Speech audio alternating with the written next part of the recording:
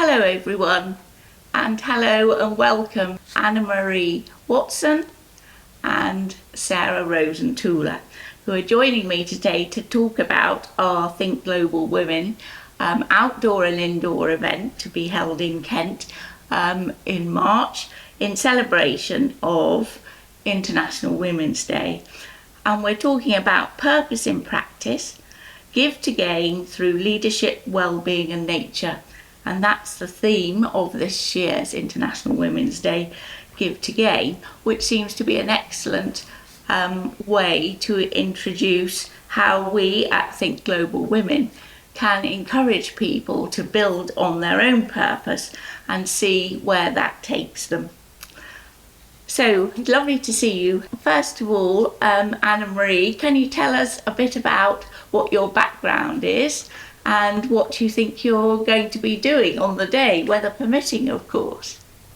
The good old British weather permitting. I'm sure we can wrap up warm and head outside into nature. Thinking about reciprocity and our relationship with nature, I feel that it's really important and something I feel very, very strongly about and has influenced my work. So just a little snapshot into who I am. My early career started in the military, which was a lot outdoors, anything to avoid being in an office, and that is very much where I trace my early career within the coaching space back to supporting my soldiers, wanting the best for them, how could I help them reach their true potential, and a lot of it was through asking questions and listening, which I believe are the cornerstones of coaching. And when I left the military, I moved into the leadership development space, and my relationship with nature really started to come to a fore. I'd always loved being outdoors, and it became that anything to be able to take conversations outdoors. As I said before, ultimately we are nature. It can really support our well-being, our relationships, and ultimately our purpose as well. And I know that Sarah is going to be talking more about that. So I'm delighted on Tuesday to be able to invite participants to step into nature, to pause, to breathe, to tune into their senses, to appreciate the beauty, to access their emotions, to be more compassionate and create a different meaning with nature. Brilliant. Thank you very much. So Sarah, it's lovely to see you again. Of course, you kindly joined us last year and we worked through exploring difficult conversations based around your recently published book, Now We're Talking. And this time your theme is based on your former book, Powered by Purpose. So can you explain to us what you see as the relevance particularly for International Women's Day this year? Sure. So thank you very much, Fiona, for inviting me to join you and Anna-Marie and the group on the 10th of March. I think it's the first time I'm going to be packing my wellies to an event, so I'm looking forward to being outside with you all as well as inside, and actually taking a look inside ourselves is part of what the offer is around being powered by purpose. And we can then see more easily what our next step is to be out there in the world, making a difference, having a positive impact, giving back. And all of that becomes easier to see when we're in a more expansive place. And also, I think when we're having conversations and feeling accompanied by other people who are also looking for how to deepen into their purpose. And of course, purpose by purpose, you mean your individual personal purpose. It can be the purpose of your working life, your business organisation you wish to help flourish and grow. And of course, teams. Many people are so overwhelmed by the amount of work, the changes in geopolitical situations, etc., particularly in the international context, which our community knows all about. So that organisational purpose can be quite stressful as well. And of course, managing teams in the international context. So how do you pull all three together? And what do you think is the most important one to start with? Oh, well, in my book, Powered by Purpose, just very briefly, I do talk about purpose at those three levels. The personal purpose, so the meaningful reason that you do the work you do, or the reason that you feel you exist. And maybe that is beyond work, maybe it's in your family life or your volunteering. Then the second, I call it the bridge of purpose, because it gets you from one place to another. The second one is about a team and the team's purpose and how that can bring a sense of alignment. So people are pulling in the same direction rather than getting sidetracked by turf wars or personality clashes. And then that third bridge of purpose that you've also already mentioned around an organisation really living and breathing the meaningful reason that it exists. And that's an ambitious journey to go on. But it really begins with the individual, I think, with clarity of individual purpose, because that brings a sense of aliveness, that brings some serenity as well. I think it brings peace to our hearts and minds to just have that sense of I'm doing what is mine to do. And that positive energy then ripples out to the people around us and positively infects them. So I don't think we can scale purpose to teams and organisations authentically and effectively unless we as individuals are really on track with our own individual purpose. Yes, thank you. And Anna Marie, I know when we first talked, you said purpose was very important as a concept to the work you do. Can you explain how you think, expand on purpose in the context of getting outside and maybe different types of careers and how it can keep women motivated through difficult times?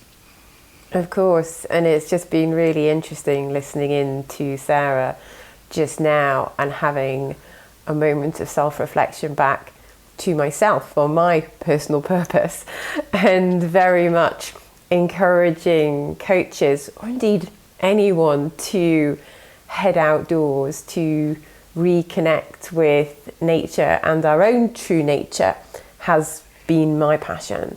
I authentically believe that this is a part of my purpose, and when I look back at my backstory and my own relationship with nature and deepening that in many different ways, it then inspires others.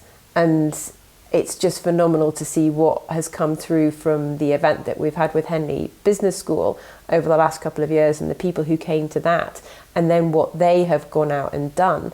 And that is why I'm delighted to be a part of this event for International Women's Day, because I know that the people who come, they will come and have deep conversations. They are creating this time and space for themselves to really pause, which can be so challenging when there's so much to do and there's our lists and there's commitments and we're so busy. This is a moment to pause, to breathe, to think, and to actually return back to ourselves, to go inside, though we might be outside as a part of it, and the metaphors that we can play and the inspiration that we can then draw from each other is then you go back and then it's impact on the team, impact on the wider organisation. But it does start with the individual at the heart of it, and you need to be true to yourself. Brilliant, thank you. And of course our Think Global Women community has been running for many years now. We had our very first gathering I think 8 years ago, so this is our 8th event. So they've all been very different, but one of the core things is the fact that a lot of our people in our community are working in an international context. So that does, we feel, add an extra air of complexity. But also it's important to encourage women to really take up that opportunity to take an international role. And it's quite easy for organisations to assume that they may not be interested because of other commitments. So what are your feelings and experience of working with international women, and how important do you think international experience is? And if people get a little bit fatigued, what would you say to them to keep on pressing for those opportunities?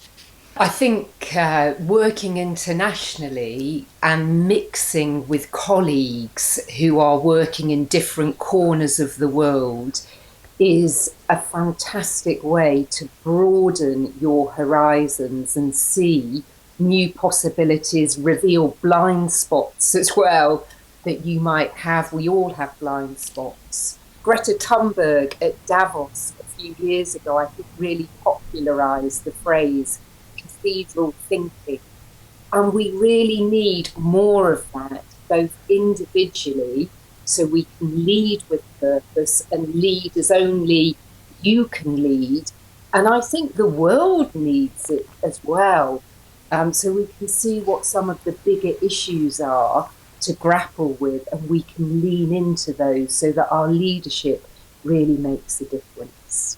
Thank you. And Anna-Marie, you've worked all around the world in your military career. You must come across a lot of very difficult locations, and that was one of the topics we discussed on the round tables. How do you keep going and take up opportunities in perceived difficult locations where the culture and the environment can often be hostile and rather different to what you're used to? Yes, I have had the opportunity to live in several different locations around the world, both during my military career and then afterwards. And I have learnt so much from these experiences. And yes, there's times when, I'll admit, it can be hard, it can be challenging, it can be frustrating, it can be tiring and draining. And there's other times when it can just be fascinating. I feel so privileged to have an insight into people's lives that have grown up and exist so differently to me.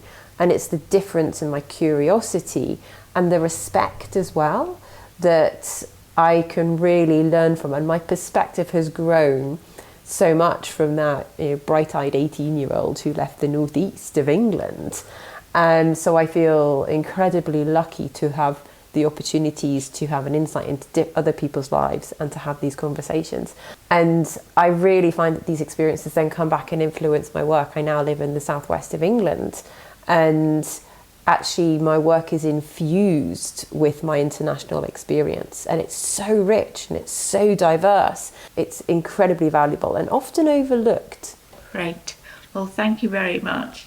Now, just a quick whisk through what we're going to do on the day. I think it's going to be very exciting, and I'm positive it's going to be a nice, bright, sunny day. I've picked some daffodils this morning, which you'll see from behind me. And so that just shows spring is coming, and there's some yellow cheerfulness. So some of you have been before, some of our audience has been before to Lamberhurst in Kent. It's easy to find our location, and we have some wonderful grounds. Well, there will be about 12 acres which you can explore with this walk and talk conversation with Anna-Marie as she takes us on this learning experience, understanding more about nature. So we'll invite you to arrive about 10 o'clock, and the day will close about 4 o'clock. We're going to explore further perceived difficult locations, career and workplace, well-being and nature, and education and learning. So there's plenty of opportunity for you to join in the conversations, share your knowledge and experience, and together we will hope to feed back into the wider audience. Is there anything you would like to add about the day, Sarah? I was just thinking about something. It was a woman who grew up in the Middle East said to me, "Purpose is my anchor. It is stronger than my fear." And I just love that notion. Purpose as not just the North Star to navigate by, but as our anchor to root us as well. Thank you very much. And Anna Maria? We're going to be heading outdoors. It is spring in England. Who knows what we might face? So please do come prepared. Sarah will be bringing her wellies. Come prepared. And yes, be prepared to head outside for a bit of time and space on your own to be with nature. And then, yes, to be held by nature in conversation with another human being. So thank you very much to both of you for sharing those insights, and we very much look forward to people joining us on this wonderful Purpose in Practice, Give to Gain through Leadership, Wellbeing and Nature Day, which is to be held in Lamberhurst, Kent on the 10th of March. So please do join us. You will also find on the website details of 2 weeks of activities before and after International Women's Day, when we're releasing video interviews, content, stories, resources to support whatever you decide to do for International Women's Day. We're also being joined in Scotland by, some of you will remember working with Morag Patterson, who's in Nairn in Scotland, and she's going to be doing a coastal and river walk in Nairn on the same day during for 1.5 hours. So if you'd like to join her on that experience, please do. And then at the end of our fortnight, we will share the feedback that everyone has experienced around the world. So thank you very much for joining us, Sarah and Anna Marie, and please come and join us on the 10th of March to experience working indoors and outdoors and learning how you can too give to gain. Thank you very much.